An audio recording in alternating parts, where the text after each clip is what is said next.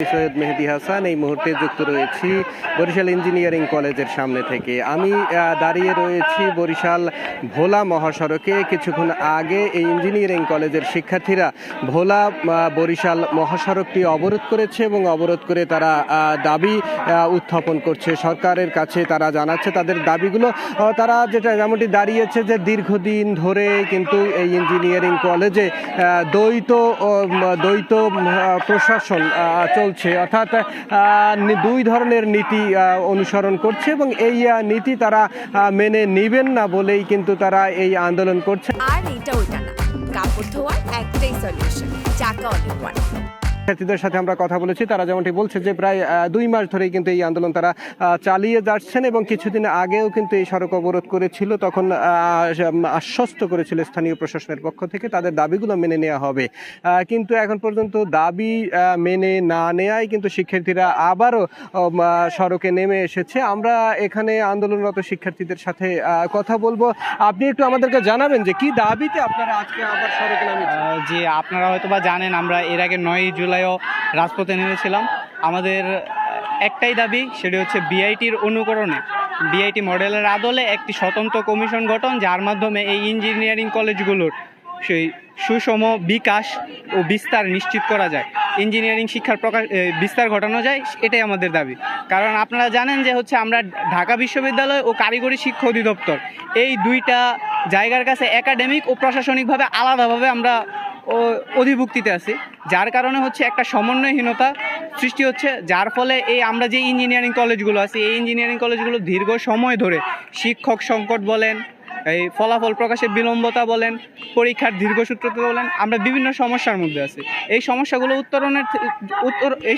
থেকে উত্তরণের জন্য আমাদের একটাই চাওয়া যে হচ্ছে বিআইটির আদলে, আমরা বলতেছি না যে বিআইটির আদলে, পূর্বের বিআইটির যে সমস্যাগুলো ছিল সেই সমস্যাগুলো নিরসন করে বিআইটির আদলে আমাদের একটা স্বায়ত্তশাসিত কমিশন গঠন করে দেওয়া, যার মাধ্যমে ইঞ্জিনিয়ারিং কলেজের শিক্ষার মানের বিস্তার ঘটে।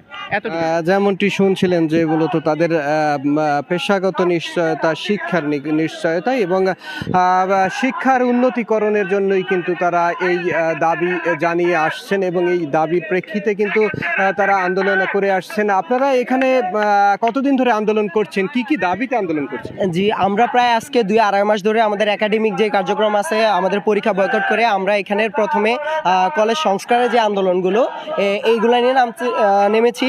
তারপরে আমাদের যে ব্যবস্থা গেল যে কারিগরি শিক্ষা অধিদপ্তর, যেটা আমাদের আন্ডারে আমাদের প্রশাসনিক কার্যক্রম চলে, তারা এখানে কোনো রকম কর্ণপাত করছে না, যার কারণে পরবর্তী আমাদের যে সমস্যা আছে, অপূরণীয় সমস্যা, একজন ইঞ্জিনিয়ার হিসাবে এই সমস্যাগুলো পূরণ করা আপাতত তাদের পক্ষে সম্ভব না। এই জন্য আমরা তাদের যেই সমস্যা সমাধানের প্রক্রিয়াটা আমরাই বলছি যে আমরা বিআইটির আদলে আমাদের ক্যাম্পাসগুলো গড়ে তুলতে চাই, যে আমাদের যেখানে আমাদের নিজস্ব স্বতন্ত্রতা থাকবে টিচার নিয়োগের ক্ষেত্রে, আমাদের পরীক্ষা নেওয়ার ক্ষেত্রে, এইসব ক্ষেত্রে। তো এই দাবি নিয়ে প্রায় আমরা আজকে 2-2.5 মাস ধরে আন্দোলন করেই যাচ্ছি। আমাদের এখানে পরীক্ষা বন্ধ আছে, আমাদের এখানে ক্লাস বন্ধ আছে, তবে এখানে কোনো প্রশাসন কোনো রকম তাদের নজর এখানে দিচ্ছে না, তাদের কোনো টিম পাঠাচ্ছে না যে আসলে আমাদের সমস্যাগুলো কি। আমরা যাদের কাছেই যাচ্ছি তারাই বলছে আমাদের দাবি যৌক্তিক, তো আমাদের দাবিটা সবাই বলছে যৌক্তিক, কিন্তু কেউ মেনে নিচ্ছে না।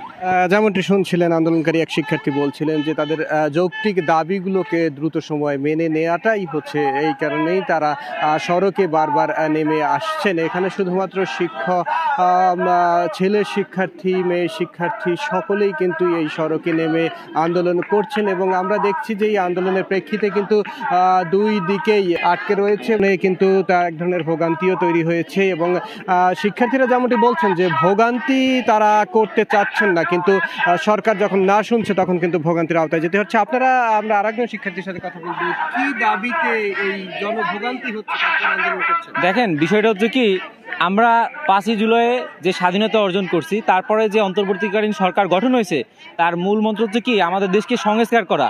তো বর্তমানে আপনি দেখবেন যে শিক্ষা খাতে অনেক সংস্কারের প্রয়োজন আছে, ঠিক আমরা সেরকম একটা সংস্কারের দাবি দিয়ে আজকে আমরা পথে আসছি।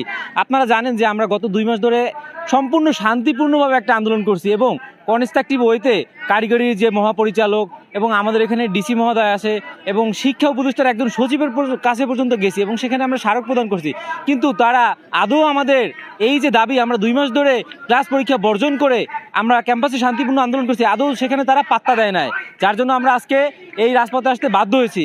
আমরা কোনোভাবেই কোনো ক্রমেই কখনো চাই নাই যে জনমনে ভোগান্তি আসুক এবং আমরা এখনও চাই না। আপনি দেখেন গত 1 সপ্তাহ আগে আমরা এখানে আন্দোলন করছিলাম এই রাস্তায়, এখানে যে পুলিশ এবং সেনাবাহিনীর যৌথ হামলায় আমাদের মধ্যে থেকে 30-এর অধিক শিক্ষার্থী আহত হয়েছে এবং বর্তমানে এখনও শেরেবাংলায় 6 জন শিক্ষার্থী চিকিৎসাধীন আছে। আপনি চিন্তা করেন, তাও প্রশাসনের কোনো টনক নড়ছে না। আমরা কি করব?